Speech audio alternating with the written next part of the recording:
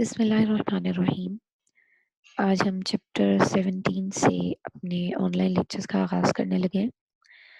इससे पहले on campus learning में हमने 17.2 तक कंप्लीट कर लिया था, जिसमें बेसिक इंट्रोडक्शन था और मैकेनिकल प्रॉपर्टीज़ इंक्लूड थी। आज हम इलेक्ट्रिकल प्रॉपर्टीज़ का आगाज़ करने लगे हैं। सबसे पहले ये जानना ज़रूरी है कि इलेक्ट्रिकल प्रॉपर्टीज़ होती क्या है। जब भी हम किसी मटेरियल में से इलेक्ट्रिसिटी पास करवाते हैं या करंट पास करवाते हैं या उसको इलेक्ट्रिक फील्ड में रखते हैं, तो जो भी प्रॉपर्टीज़ प्रोमिनेंट होती हैं, जो भी रिस्पॉन्सेज आपको शो होते हैं, वो सब इलेक्ट्रिकल प्रॉपर्टीज़ में इंक्लूड होते हैं। ठीक है। अब ऑब्वियसली जब आप इलेक्ट्रिक फील्ड अप्लाई करेंगे तो करंट पास करेगा या नहीं करेगा। ठीक है। तो इसको हम कहते हैं कि कोई मटेरियल कंडक्ट कर रहा है इलेक्ट्रिक करंट को या नहीं कर रहा। तो सारे इलेक्ट्रिकल बिहेवियर होते हैं। ठीक है। और इन इलेक्ट्रिकल बिहेवियर्स और जिनको हम इलेक्ट्रिकल प्रॉपर्टीज़ कह रहे हैं, उनकी बेस पर हमने मटेरियल्स को जो है वो 3 कैटेगरीज में डिवाइड किया हुआ है। फर्स्ट वन इज कंडक्टर, जिनमें मोस्ट इम्पॉर्टेंटली मेटल्स आती हैं। हम कहते हैं कि ऐसे मटेरियल्स जिनकी कंडक्टिविटी बहुत ज़्यादा होती है, यानी कि वो बहुत अच्छे से करंट को पास करवा सकते हैं, उनको हम कंडक्टर्स कहते हैं। और हम कहते हैं कि उनकी कंडक्टिविटी जो है दैट इज़ अप्रॉक्सीमेटली 10⁻⁷ पर ओहम पर metre. On the other hand there are some objects, materials जो कि बिल्कुल भी अलाउ नहीं करते कंडक्टिविटी को, इलेक्ट्रिक करंट को बिल्कुल भी पास करना अलाउ नहीं करते। अगर करते भी हैं तो इतना थोड़ा कि हमारे लिए वो बिल्कुल नेग्लिजिबल होता है। ऐसे मटेरियल्स जो हैं उनको हम इंसुलेटर्स कहते हैं। कुछ एग्जांपल्स लिखी हुई हैं, वुड और डायमंड की। और जो ये लो कंडक्टिविटीज़ वाले सब्सटेंसेस हैं जिनको हमने अभी इंसुलेटर्स का नाम दिया है, उनकी कंडक्टिविटी जो है वो 10⁻⁻10 और 10⁻⁻20 के बीच में होती है। इतनी लो कंडक्टिविटी होती है इनकी। अच्छा, ये तो हो गया ना एक्सट्रीम बिहेवियर हो गए, यानी कि बहुत अच्छी कंडक्टिविटी या बहुत बुरी कंडक्टिविटी। हम इन दोनों बिहेवियर्स के बीच में एक बिहेवियर शो करते हैं कुछ मटेरियल्स, यानी कि उनकी कंडक्टिविटी कंडक्टर जितनी अच्छी भी नहीं होती और इंसुलेटर्स जितनी बुरी भी नहीं होती, इंटरमीडिएट होती है इन दोनों के बीच में। ऐसे सब्सटेंसेस जो हैं उनको हम सेमीकंडक्टर्स कहते हैं। इसके जो एग्जांपल्स हैं वो सिलिकॉन और जर्मेनियम है। ठीक है। ये 3 कैटेगरीज जो हैं, अब ऑब्वियसली इनको एक्सप्लेन करने के लिए हमें किसी थ्योरी की ज़रूरत है। तो जो बोहर मॉडल है वो इनकी इन कैटेगरीज को जो हमने डिवाइड किया या इनके 3 डिफरेंट बिहेवियर को एक्सप्लेन नहीं करता। उसके लिए हमने एक नई थ्योरी बनाई है जिसको हम कहते हैं एनर्जी बैंड थ्योरी। तो अब हम एनर्जी बैंड थ्योरी डिटेल में डिस्कस करते हैं कि ये क्या कहती है और किस तरह से ये 3 डिफरेंट बिहेवियर्स को एक्सप्लेन करती है। अच्छा, एनर्जी बैंड थ्योरी को डिस्कस करने के लिए हम एटम का स्ट्रक्चर थोड़ा स्टार्ट से देखते हैं। हमें पता है कि एटम के अंदर एक न्यूक्लियस होता है और उसके अराउंड जो है वो इलेक्ट्रॉन्स होते हैं। और ये इलेक्ट्रॉन्स जो हैं वो डिस्टिंक्ट एनर्जी लेवल्स, इनको हमने शेल्स भी कहा हुआ है, उनमें एग्जिस्ट करते हैं। 2 शेल्स के बीच में जो स्पेस है उसमें कोई इलेक्ट्रॉन लाई नहीं कर सकता। इसका मतलब है कि इलेक्ट्रॉन्स की स्पेसिफिक एनर्जीज होती हैं, राइट। अच्छा, अब होता ऐसे है कि जब हम सॉलिड की बात कर रहे हैं तो ऑब्वियसली वहाँ पे सिंगल एटम तो नहीं है, वहाँ पे बहुत सारे एटम्स या मॉलिक्यूल्स होते हैं। तो ऐसा होता है कि जब एक एटम की यानी कि उसको बल्क बनाने के लिए, एक बड़ा सा मटेरियल बनाने के लिए, जब एक एटम दूसरे एटम के क्लोज आता है, तो अब जो एक एटम की इलेक्ट्रॉन्स थे जो कि पहले सिर्फ अपने न्यूक्लियस के इफेक्ट में थे, अब उनके ऊपर दूसरा न्यूक्लियस भी इफेक्ट करता है, प्लस दूसरा एटम के जो इलेक्ट्रॉन्स हैं वो उस एटम के इलेक्ट्रॉन्स के साथ शील्डिंग भी करते हैं। ठीक है। ये सारी चीज़ें जब मिलती हैं तो इलेक्ट्रॉन्स के जो अपने लेवल्स होते हैं, एनर्जी लेवल्स, उस सब लेवल्स में डिवाइड हो जाते हैं। ये तो उस वक्त की बात है जब एक एटम क्लोज आ रहा है, कि जब मटेरियल बनता है, बल्क बनता है, तो there are so many atoms जो एक दूसरे की क्लोजनेस में होते हैं, एक दूसरे के साथ बाउंड हुए होते हैं एक बल्क फॉर्म में। तो अगर हम सपोज करें कि n नंबर ऑफ एटम्स हैं जो एक सिंगल एटम के क्लोज आ रहे हैं एक सॉलिड बनाने के लिए, एक बल्क बनाने के लिए, तो उस एटम के जो लेवल्स हैं वो n नंबर ऑफ लेवल्स में, n सब लेवल्स में डिवाइड हो जाएंगे, ठीक है, दूसरे एटम्स की फोर्सेस की वजह से। अब ये जो नए सब लेवल्स, सब एनर्जी लेवल्स बने हैं, ये भी उसी तरह डिस्क्रीट ही होते हैं जैसे सिंगल एटम के होते हैं, लेकिन ये बहुत ज़्यादा क्लोज होते हैं, यानी कि थोड़े थोड़े एनर्जी गैप से ये लेवल्स बन जाते हैं।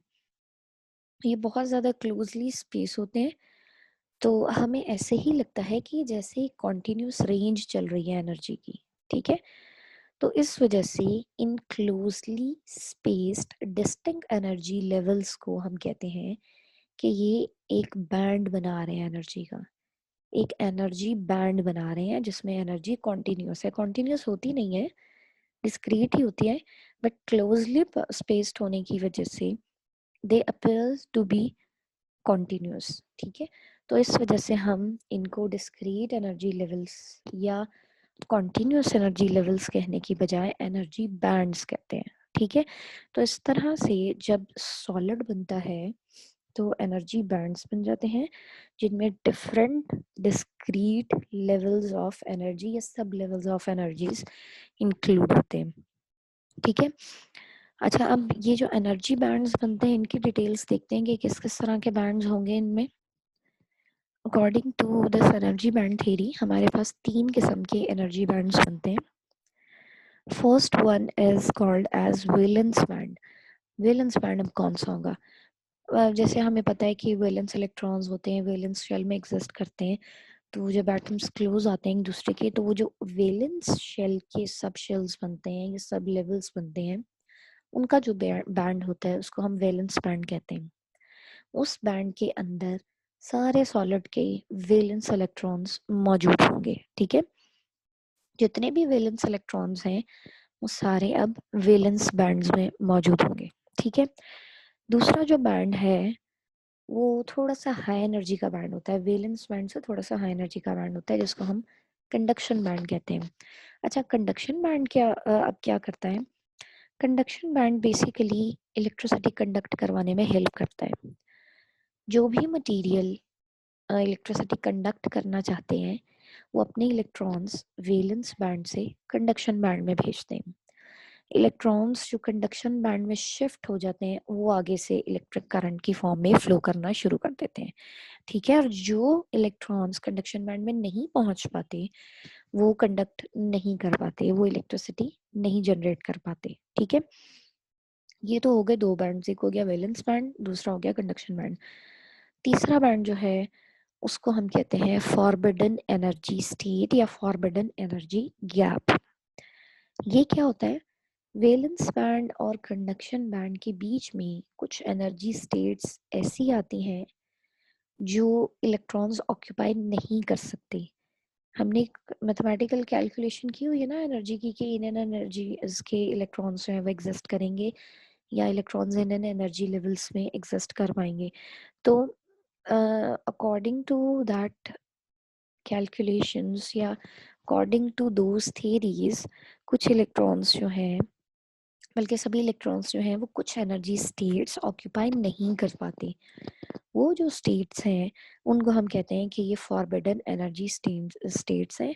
और वो जो गैप आता है एनर्जीज का वैलेंस बैंड और कंडक्शन बैंड के बीच में उसको हम कहते हैं फॉरबिडन एनर्जी गैप, ठीक है। अब इन 3 बैंड्स की बुनियाद पर हम देखते हैं कि किस तरह से हम कैटेगराइज करते हैं मटेरियल्स को 3 कैटेगरी नहीं। अच्छा, अब ये जो सबसे पहले हमने वैलेंस बैंड की बात की थी, वैलेंस बैंड में वैलेंस इलेक्ट्रॉन्स होते हैं। तो अ, अगर तो बहुत ज़्यादा वैलेंस इलेक्ट्रॉन्स मौजूद हैं आपके मटेरियल के अंदर तो वैलेंस बैंड फुली फिल्ड होगा, कंप्लीटली फिल्ड होगा। अगर थोड़े थोड़े वैलेंस इलेक्ट्रॉन्स हैं तो वो पार्शियली फिल्ड होगा, ठीक है। लेकिन ये कभी भी एम्प्टी नहीं होता, ठीक है। आपको पता है कि कम से कम एक इलेक्ट्रॉन तो होता ही है ना वैलेंस शेल में, तो इस वजह से वैलेंस बैंड जो है कभी भी एम्प्टी नहीं होगा, it will either be completely field और पार्शियली फिल्ड। जबकि जो कंडक्शन बैंड है उसमें वो वाले इलेक्ट्रॉन्स जाएंगे जो कि जिन्होंने इलेक्ट्रिसिटी कंडक्ट करवानी है, या आप दूसरे अल्फाज में फ्री इलेक्ट्रॉन्स भी कह सकते हैं। ठीक है, तो अब इन बैंड्स के अकॉर्डिंग हम देखते हैं कि किस तरह से इंसुलेटर्स, कंडक्टर्स और सेमीकंडक्टर्स बनते हैं। तो सबसे पहले हम बात करते हैं इंसुलेटर्स की। इंसुलेटर्स में क्या होता है, अगर हम एक एग्जांपल ले लें किसी भी इंसुलेटेड मटेरियल की, तो उसमें हमें पता है बहुत सारे वैलेंस इलेक्ट्रॉन्स होते हैं। तो इस वजह से जो आपका वैलेंस बैंड है वो फुली फिल्ड होता है, ये कंप्लीटली फिल्ड होता है। ठीक है, देखिए लिखा हुआ है फुल वैलेंस बैंड। उसके बाद फिर जो कंडक्शन है इंसुलेटर्स में हमें पता है वो ऑलमोस्ट ना होने के बराबर होती है। तो इसका मतलब ये हुआ कि कंडक्शन बैंड में इलेक्ट्रॉन्स ना होने के बराबर होंगे। ठीक है, that's why empty conduction band is written over there. ठीक है, तो अब इसको हम जस्टिफाई किस तरह से करेंगे, कंडक्शन बैंड बिल्कुल एम्प्टी रहता है। हम कहते हैं कि फॉरबिडन एनर्जी गैप बहुत ज़्यादा है। ये आप देख रहे हैं एक लार्ज फॉरबिडन गैप मौजूद है। तो हम कहते हैं कि इलेक्ट्रॉन्स के ये जो वैलेंस बैंड के इलेक्ट्रॉन्स हैं, इनके पास इतनी एनर्जी नहीं होती कि इस गैप को क्रॉस करके कंडक्शन बैंड में जा सकें। ठीक है, तो insulators are those materials in which valence electrons are bound very tightly to their atoms and are not free. In terms of energy bands, it means that an insulator, as shown in figure 17.6, has an empty conduction band, means no free electrons, a full valence band, a large energy gap, several electron volt between them. तो अगर आपसे कोई insulator पूछ ले कि क्या होता है in terms of energy gap या एनर्जी बैंड थ्योरी, तो आप कहेंगे a material that has an empty conduction band means has no free electrons, a completely filled valence band, and a large forbidden energy gap between these two bands is called as insulator, right? अब हम discuss करते हैं conductors. Conductors जो हैं वो ऐसे substance हैं जो बहुत ज़्यादा कंडक्टिविटी शो करते हैं। ठीक है, तो उसका मतलब ये हुआ कि जो इलेक्ट्रॉन्स कंडक्टर्स के वैलेंस बैंड में मौजूद हैं वो बहुत इजीली कंडक्शन बैंड तक पहुंच सकते हैं। तो दूसरे अल्फाज में हम ये भी कह सकते हैं कि इनमें फॉरबिडन एनर्जी गैप नहीं होता। ठीक है, गैप नहीं होता तब भी वो इजीली जो है बहुत इजीली वैलेंस से कंडक्शन बैंड में मूव करते हैं। ठीक है, तो कंडक्टर्स हम कहते हैं ऐसे सब्सटेंस हैं which have plenty of free electrons for electrical conduction. In terms of energy bands, conductors are those materials in which valence and conduction bands largely overlap each other. अगर आप नोट करेंगे दोनों bands आपको overlap हुए नजर आ रहे हैं, कोई फॉरबिडन एनर्जी गैप नहीं है। ये जो ग्रीन पोर्शन है ये ओवरलैप्ड पोर्शन है। That is why it is very easy for free electrons to move from valence band to conduction band. ठीक है, there is no physical distinction between the two bands which ensures the availability of a large number of free electrons. तो यहाँ आप देख रहे हैं कि कोई डिस्टिंक्शन नहीं है कि कौन से वाला कंडक्शन बैंड है कौन से वाला वैलेंस बैंड है, क्योंकि ये दोनों ओवरलैप हुए हुए हैं। तो इसी वजह से कंडक्शन जो है वो बहुत ज़्यादा ईजी हो जाती है। ये कुछ मटेरियल दिखाए गए हैं, ये कॉपर देखें, कॉपर में बहुत सारे इलेक्ट्रॉन्स होते हैं। इसी तरह सिलिकॉन है, इसमें इलेक्ट्रॉन्स हैं लेकिन इससे थोड़े से कम। और आगे ये नॉन मेटल या ग्लास दिखाया हुआ है, इसमें आपको कोई फ्री इलेक्ट्रॉन नहीं नजर आ रहा, कोई फ्लो करता हुआ नजर नहीं आ रहा। ऑल राइट, अब हम बात करते हैं सेमीकंडक्टर्स की। सेमीकंडक्टर हमने कहा था कि they are intermediate between conductors and insulators. इसका मतलब ये है कि इसमें वैलेंस बैंड पार्शियली फिल्ड होगा, कंडक्टर्स की तरह फुली फिल्ड नहीं होगा। ठीक है, और कंडक्शन बैंड बिल्कुल एम्प्टी नहीं होगा, इसके अंदर कुछ इलेक्ट्रॉन्स होंगे। तो इसका मतलब ये हुआ कि जो फॉरबिडन एनर्जी गैप है वो लार्ज नहीं होगा, होगा लेकिन इतना लार्ज नहीं होगा कि उसको क्रॉस ना किया जा सके। ठीक है, तो अगर आप ये फिगर देखें 17.8, तो इसमें आपको एक वैलेंस बैंड नजर आ रहा है और उसके बाद ये कंडक्शन बैंड है और बीच में एक नैरो फॉरबिडन एनर्जी गैप नजर आ रहा है। ये जो नैरो फॉरबिडन एनर्जी गैप है ये सेमीकंडक्टर्स ऐसे मटेरियल्स हैं जिनमें इलेक्ट्रॉन्स इतना थोड़ा गैप जो है वो क्रॉस कर सकते हैं और वैलेंस बैंड से कंडक्शन बैंड में जा सकते हैं और उसके बाद इलेक्ट्रिसिटी कंडक्ट कर सकते हैं. So in terms of energy bands, semiconductors are those materials which at room temperature, note that point, at room temperature have partially filled conduction band, right? Partially filled valence band. Valence band भी partially filled होगा और conduction band भी partially filled होगा. ठीक है. A very narrow forbidden energy gap of the order of 1 electron volt between the conduction and valence bands. तो ये description है एनर्जी बैंड की सेमीकंडक्टर्स के अंदर. अच्छा, अब इसकी थोड़ी सी एक्सप्लेनेशन जो है वो मैं आपको और देती हूँ. बेसिकली सेमीकंडक्टर्स जो है ना वो ऐसे मटेरियल्स होते हैं जो एक ख़ास टेम्परेचर पर कंडक्टिविटी शो करते हैं और जब टेम्परेचर उससे थोड़ा सा कम होता है तो ये इंसुलेटर बन जाते हैं. ठीक है. अम, वैसे अगर हम कंडक्टर्स की बात करें करें जब हमने ओम्स लॉ पढ़ा था उसमें हमने देखा था टेम्परेचर बढ़ाने से रेजिस्टेंस बढ़ती है और कंडक्टिविटी कम हो जाती है. ठीक है. आप उन चीज़ों को याद करें. हमने कहा था टेम्परेचर बढ़ाने से रेजिस्टेंस बढ़ती है और रेजिस्टेंस बढ़ने से कंडक्टिविटी कम हो जाती है. लेकिन सेमीकंडक्टर्स ऑपोजिट बिहेवियर शो कर रहे हैं कि टेम्परेचर बढ़ाने से उनमें कंडक्टिविटी बढ़ती है. इसका मतलब है ये ऐसे सब्सटेंसेस हैं जिनकी रेजिस्टेंस कम हो जाती है टेम्परेचर बढ़ाने से. तो ये बात हमने थोड़ी सी वहां पे डिस्कस की थी उस चैप्टर में, करंट वाले चैप्टर में, कि कुछ मटेरियल्स ऐसे हैं जिनकी रेजिस्टेंस कम हो जाती है टेम्परेचर बढ़ाने से. तो वो यही वाले मटेरियल्स हैं. ठीक है. तो जब हम टेम्परेचर बढ़ाते हैं इनकी रेजिस्टेंस कम होती है और कंडक्टिविटी बढ़ जाती है, जबकि उस खास टेम्परेचर से नीचे वो इंसुलेटर्स का बिहेवियर शो करने लगते हैं. ठीक है. All right, move on. At 0 Kelvin, there are no electrons in the conduction band and their valence bands are completely filled. ठीक है. आप 0 केल्विन की बात कर रहे हैं, आपको पता है ये लोएस्ट टेम्परेचर है. तो 0 केल्विन पे सारे के सारे इलेक्ट्रॉन्स वैलेंस बैंड में जमा रहेंगे. एनर्जी नहीं होगी उनके पास, टेम्परेचर बहुत लो है ना, तो ये कंडक्शन बैंड में मूव नहीं करेंगे. It means at 0 Kelvin, a piece of germanium or silicon behave as a perfect insulator. वही लो टेम्परेचर वाली बात हो गई. However, with increase in temperature, some electrons gain sufficient energy to jump across the small energy gap from valence to conduction band. This transfers some free electrons in the conduction bands and creates some vacancies for electrons in the valence band. Alright, क्या discuss हो रहा है? जैसे ही temperature 0 kelvin से थोड़ा सा high होता है तो इलेक्ट्रॉन्स के पास एनर्जी आना शुरू होती है और इलेक्ट्रॉन्स इन वैलेंस बैंड से कंडक्शन बैंड में जंप करना शुरू कर जाते हैं इस गैप को क्रॉस करते हुए. ठीक है. अब फॉर एग्जांपल एक इलेक्ट्रॉन यहाँ से कंडक्शन बैंड में मूव किया तो अब वैलेंस बैंड में एक वैकेंसी क्रिएट हो जाएगी. ठीक है. एक स्पेस क्रिएट हो जाएगी इलेक्ट्रॉन के लिए. इस स्पेस को, इस वैकेंसी को हम होल कहते हैं. ठीक है. और होल चूंकि आप कह लें डेफिशिएंसी ऑफ इलेक्ट्रॉन है, डेफिशिएंसी ऑफ नेगेटिव चार्ज है, तो हम इसको कह सकते हैं कि या हम इस होल को as a positive charge treat कर सकते हैं. ये पॉजिटिव चार्ज है नहीं बट वैकेंसी है ना नेगेटिव चार्ज की, इसलिए इसको एज अ पॉजिटिव चार्ज हम ट्रीट कर सकते हैं. ठीक है. तो रूम टेम्परेचर पर क्या होता है, जो सेमीकंडक्टर्स हैं लाइक जर्मेनियम और सिलिकॉन, उनमें वैलेंस बैंड में होल्स की तादाद बढ़ जाती है और कंडक्शन बैंड में इलेक्ट्रॉन्स की तादाद बढ़ जाती है. ठीक है.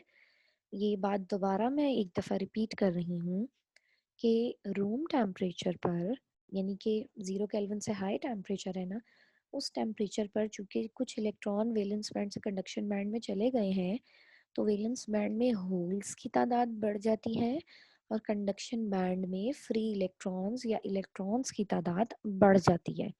ठीक है. तो ये जो है ये हमारे सेमीकंडक्टर्स होते हैं. अब इन सेमीकंडक्टर के अंदर इन होल्स और इलेक्ट्रॉन्स की वजह से इलेक्ट्रिसिटी जो है वो कंडक्ट होती है. ठीक है.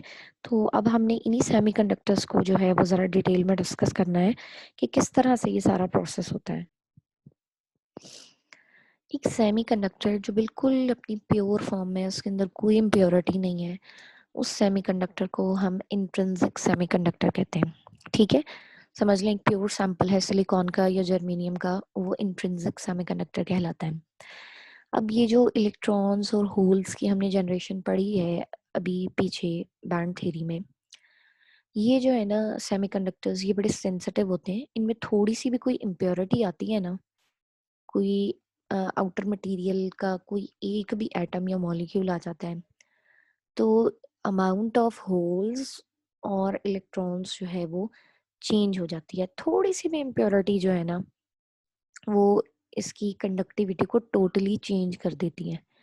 ठीक है, तो ये जो हम इम्प्योरिटी ऐड करवाते हैं इसके अंदर अकॉर्डिंग टू आवर चॉइस कि हमने इसकी कंडक्टिविटी को किस तरह से चेंज करना है, तो जो इम्प्योरिटी ऐड की जाती है उस इम्प्योरिटी को हम डोपिंग कहते हैं। ठीक है, और ये देखें स्मॉल नंबर ऑफ एटम्स जो हैं सेमीकंडक्टर्स के अंदर वो एज डोपिंग काम करते हैं। और ये इतनी छोटी सी, यानी कि यहाँ पे अमाउंट लिखी है 1 to 10⁻⁶ की रेशियो होती है, यानी कि 10⁻⁶ एटम्स होंगे आपके पास सेमीकंडक्टर के, और एक एलिमेंट या एटम होगा आपके पास इम्प्योरिटी का।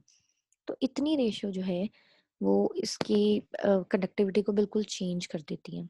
ठीक है, सो द डोप्ड सेमीकंडक्टर्स जो है they are called as extrinsic semiconductors. ठीक है, इंट्रिंसिक सेमीकंडक्टर बिल्कुल प्योर सैंपल उसका, और एक्सट्रिंसिक सेमीकंडक्टर जिसमें हमने थोड़ी सी भी डोपिंग कर दी हुई है। ठीक है, तो ये जो है ये डोप्ड सेमीकंडक्टर्स होते हैं। अब जो सेमीकंडक्टर्स के जितने भी बिहेवियर हैं वो हम डोप्ड सेमीकंडक्टर्स के ही पढ़ेंगे। ठीक है, क्योंकि हमने अपनी चॉइस के मुताबिक उनकी कंडक्टिविटी को चेंज कराना है, तो हम डोपिंग ही यूज़ करते हैं। तो अब हम डिस्कस करते हैं कि किस तरह से डोपिंग होती है, किस तरह से इनका डिफरेंट बिहेवियर बनता है। ठीक है, तो सबसे पहले जो आपके पास एग्जांपल मौजूद है वो देखिए फिगर 17.9 में आप देख रहे हैं कि 1 2 3 4 5 ये 5 सिलिकॉन्स जो हैं ये किस तरह से अरेंज हुए हैं आपस में। ठीक है, अपने बॉन्ड्स जो हैं उनको इन्होंने कंप्लीट किया हुआ है। ये बेसिकली एक सिलिकॉन या सेमीकंडक्टर का आपको स्ट्रक्चर दिखाया हुआ है इंट्रिंसिक सेमीकंडक्टर का। ठीक है, तो इस तरह से अपने नेबरिंग सिलिकॉन एटम्स के साथ मिलकर इस तरह का स्ट्रक्चर बनाते हैं अपने बॉन्ड्स कंप्लीट करने के लिए। ठीक है, ये तो हो गया इंट्रिंसिक सेमीकंडक्टर का एक स्ट्रक्चर। अब डोपिंग के बाद क्या होता है वो देख लेते हैं। अच्छा, सबसे पहले हम डोपिंग करने लगे हैं एक पेंटावेलेंट एटम की। पेंटावेलेंट एटम मतलब ऐसा एटम जिसके आउटर मोस्ट शेल में या वैलेंस शेल में 5 फ्री इलेक्ट्रॉन्स होते हैं। ठीक है, अब सिलिकॉन को चूंकि बॉन्ड कंप्लीट करने के लिए 4 इलेक्ट्रॉन की जरूरत है, तो ये देखिए जरा स्ट्रक्चर, ये फास्फोरस का एटम है। फास्फोरस एक पेंटावेलेंट एटम है। ठीक है, इसके 5 फ्री इलेक्ट्रॉन्स थे, तो 4 ने तो सिलिकॉन के साथ बॉन्ड बना लिए। ठीक है, 4 सिलिकॉन के साथ 4 इलेक्ट्रॉन्स एडजस्ट हो गए, कोवेलेंट बॉन्ड बन गए, एक इलेक्ट्रॉन जो है वो फ्री रह जाता है। ये इम्प्योरिटी का जो फ्री इलेक्ट्रॉन है ये अब as a charge carrier move करेगा इस सारे डोप्ड सेमीकंडक्टर के अंदर। तो इसका मतलब है कि जब भी हम पेंटावेलेंट एटम्स की इम्प्योरिटी ऐड करते हैं सेमीकंडक्टर्स के अंदर, तो हमारे पास फ्री इलेक्ट्रॉन्स जनरेट होते हैं। ठीक है, इस तरह का जो डोप्ड सेमीकंडक्टर है उसको हम कहते हैं N type semiconductor. Negative charges आ गए ना, तो इस वजह से उसी की मुनासबत से हमने इसको कह दिया एन टाइप सेमी कंडक्टर। ठीक है, तो ये बात याद रखनी है आपने, पेंटावेलेंट एटम्स होंगे तो हमारे पास एन टाइप सेमी कंडक्टर बनेंगे। नेक्स्ट एग्जांपल हम लेने लगे हैं एक ट्राईवेलेंट एटम की। ठीक है, ट्राईवेलेंट एटम जो है वो ऐसे एटम्स हैं, ऐसे एलिमेंट्स हैं जिनमें 3 फ्री इलेक्ट्रॉन्स होते हैं। ठीक है, जैसे कि एल्यूमिनियम की हमने एग्जांपल ली है। एल्यूमिनियम जो है उसमें 3 इलेक्ट्रॉन्स मौजूद होते हैं उसके वैलेंस शेल में, तो 3 ने 3 सिलिकॉन के साथ बॉन्ड बना लिया। अब जो चौथा सिलिकॉन इसके पास आएगा उसमें बॉन्ड नहीं बन पाएगा क्योंकि यहाँ पे एक वैकेंसी मौजूद है। ठीक है, अब ये वैकेंसी जो है वो एज अ होल ट्रीट होगी या as a positive charge treat होगी। तो हम ये कहते हैं कि जब भी ट्राईवैलेंट एटम्स की डोपिंग की जाती है सेमीकंडक्टर्स के अंदर, तो ऐसे क्रिस्टल्स बनते हैं जिनमें डेफिशिएंसी ऑफ फ्री इलेक्ट्रॉन्स होती है या फिर होल्स मौजूद होते हैं, पॉजिटिव चार्जेस मौजूद होते हैं। इसी मुनासबत से ऐसे क्रिस्टल्स को या ऐसे डोप्ड सेमीकंडक्टर्स को हम पी टाइप सेमीकंडक्टर्स कहते हैं। ठीक है, ऐसे मटेरियल्स को हम पी टाइप सेमीकंडक्टर्स कहते हैं। अच्छा, अगर हम ज़रा पीछे चलें तो यहाँ पे चूँकि फ्री इलेक्ट्रॉन्स अवेलेबल हैं, तो बाहर से अगर कोई मटेरियल आता है तो इसका मतलब है इसके पास अवेलेबिलिटी है कि ये इलेक्ट्रॉन उस दूसरे मटेरियल के एटम को डोनेट कर सके। इसी वजह से एन टाइप सेमीकंडक्टर्स जो हैं वो डोनर्स भी कहलाते हैं। ठीक है, सॉरी, एन टाइप के अंदर जो इम्प्योरिटी है उसको, यानी कि जो फास्फोरस की एग्जांपल हमने ली है, उसको हम डोनर एटम भी कहते हैं क्योंकि उसने एक्चुअली फ्री इलेक्ट्रॉन जो है वो सेमीकंडक्टर को डोनेट किया हुआ है। राइट, इसी तरह से एल्यूमिनियम के केस में क्योंकि एक वैकेंसी थी और वैकेंसी जो कि एक्सेप्ट कर सकती है इलेक्ट्रॉन्स को, इस वजह से इस तरह की जो इम्प्योरिटीज होती हैं उनको हम एक्सेप्टर कहते हैं। ठीक है, ये डोनर और acceptor, N type material donor है और पी टाइप मटेरियल जो है वो एक्सेप्टर है। तो इस तरह से हमने दो तरह की डोपिंग्स पढ़ ली हैं। एक में हमने एन टाइप सेमीकंडक्टर्स बना लिए जिसमें फ्री इलेक्ट्रॉन्स अवेलेबल हैं, और एक हमने पी टाइप सेमीकंडक्टर्स बना लिए जिसमें होल्स अवेलेबल हैं। ठीक है, अब ये जब मटेरियल्स बन जाते हैं तो अब हमने देखना होता है कि कंडक्शन किस तरह से होती है। पी टाइप में या एन टाइप में किस तरह से सेमीकंडक्टर्स में करंट जो है वो फ्लो करवाते हैं हम। ठीक है, तो उसके लिए देखिए फिगर 17.12 नजर आ रही है। इसमें हमने एक सेमीकंडक्टर है, ठीक है, कोई भी ले लें आप, जर्मेनियम ले लें या सिलिकॉन ले लें, तो इन दोनों में से जो भी आप कंसिडर करेंगे उसमें देखिए कि फर्स्ट रो जो एटम्स की ली हुई है उसको ए कहा है, सेकेंड रो जो लिया उसको बी कहा है, थर्ड को सी और फोर्थ को डी। ये हमने एटम्स की एक अरेंजमेंट ले ली है। ठीक है, अब इस अरेंजमेंट के अकॉर्डिंग हम क्या करते हैं, कंडक्शन ऑफ इलेक्ट्रिसिटी डिस्कस करते हैं। सपोज ए रो में अगर आप ए के एटम्स देखें तो ये आपको एक वैकेंसी नजर आ रही है, साथ वाले एटम में इलेक्ट्रॉन मौजूद है, ये इलेक्ट्रॉन है, ये इलेक्ट्रॉन है। ठीक है, तो ये एक सीक्वेंस चल रही है, यानी कि एक होल मौजूद है, बाकी 3 इलेक्ट्रॉन्स मौजूद हैं। राइट, अच्छा, अब होल मौजूद होने की वजह से इसके ऊपर पॉजिटिव साइन मेंशन किया हुआ है।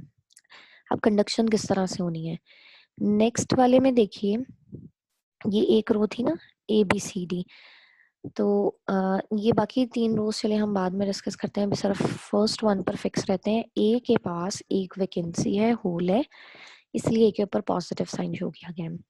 अब क्या होता है कि जब इलेक्ट्रिसिटी कंडक्ट होनी होती है तो साथ वाला जो एटम है बी रो में जो पड़ा हुआ है उसका इलेक्ट्रॉन जंप कर जाएगा ए के पास। ठीक है, तो बी में वैकेंसी क्रिएट हो जाएगी। इस सिचुएशन को इस सेकेंड रो में दिखाया गया आपको। ठीक है, अब देखें बी के पास होल आ गया, इसलिए बी को पॉजिटिव कर दिया, ए के पास इलेक्ट्रॉन चला गया। ठीक है, बाकी 2 इलेक्ट्रॉन एज इट इज हैं। अब नेक्स्ट में क्या होता है, सी का इलेक्ट्रॉन जंप करता है बी वाले होल में और सी में वैकेंसी क्रिएट हो जाती है, जो कि ये थर्ड रो में आपको दिखाया गया है। ठीक है, अब ये थर्ड रो की जो वैकेंसी है इसको फिल करने के लिए डी से इलेक्ट्रॉन जंप करता है सी के पास और डी में वैकेंसी क्रिएट हो जाती है। इस तरह से वैकेंसीज के ऊपर इलेक्ट्रॉन्स की जंपिंग होती रहती है और इलेक्ट्रॉन्स मूव करते रहते हैं, कंडक्टिविटी होती रहती है, कंडक्शन होती रहती है। राइट, दूसरी तरह अगर हम देखें होल्स के टर्म में, तो जैसे हमें इलेक्ट्रॉन्स ऊपर जंप करते हुए नजर आ रहे हैं, वैसे ही हम देख रहे हैं कि होल जो है वो डाउनवर्ड जंप कर रहा है। तो हम ये भी कह सकते हैं कि इलेक्ट्रॉन्स अपवर्ड फ्लो कर रहे हैं और ये भी कह सकते हैं होल्स डाउनवर्ड फ्लो कर रहे हैं। ठीक है, तो दोनों तरह से जो है वो केस ठीक होगा। इस तरह से इलेक्ट्रॉन्स की होल्स में जंपिंग जो है उससे इलेक्ट्रिसिटी कंडक्ट होती है।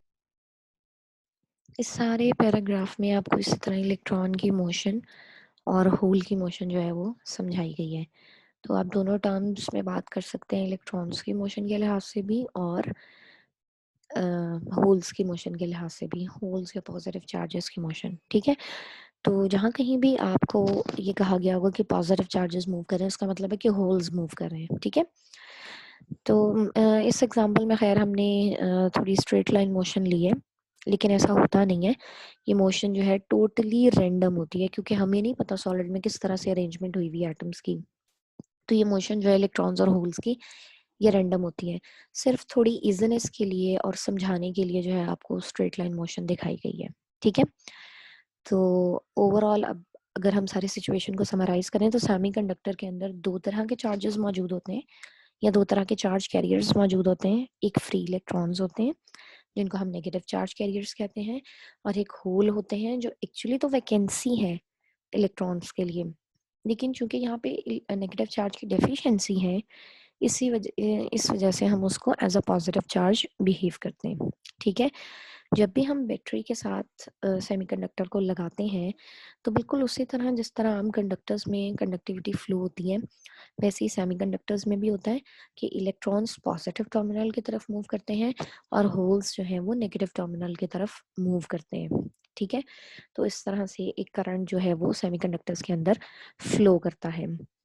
जो करंट इलेक्ट्रॉन्स की वजह से फ्लो करेगा उसको इलेक्ट्रॉनिक करंट कहेंगे, और जो होल्स की वजह से अगर हम उसको ट्रीट करेंगे तो हम उसको होल करंट कहेंगे। ठीक है, इलेक्ट्रॉनिक करंट और होल करंट। अब ये ओवरऑल मिलाकर, चूंकि है तो ये एक ही चीज़ है, चाहे आप इलेक्ट्रॉन का करंट कहें चाहे होल का करंट कहें, इलेक्ट्रॉन फ्लो कर रहे हैं तो ही होल्स फ्लो कर रहे हैं, फ्लो कर रहे हैं। तो इस वजह से ये एक ही चीज़ है। तो इन दोनों करंट्स को ऐड अप करके जो भी हमारे पास रिजल्ट आता है, वो सेमीकंडक्टर के अंदर फ्लो करने वाला टोटल करंट होता है। तो ये थे हमारे सेमीकंडक्टर्स, और सारा तरीका जिसके थ्रू हमने देखा कि किस तरह से इलेक्ट्रॉन्स में, सॉरी, किस तरह से सेमीकंडक्टर्स में इलेक्ट्रॉन्स और होल्स जो हैं वो कंडक्टिविटी शो करते हैं। आज का हमारा लेक्चर यहीं तक था। Thank you so much.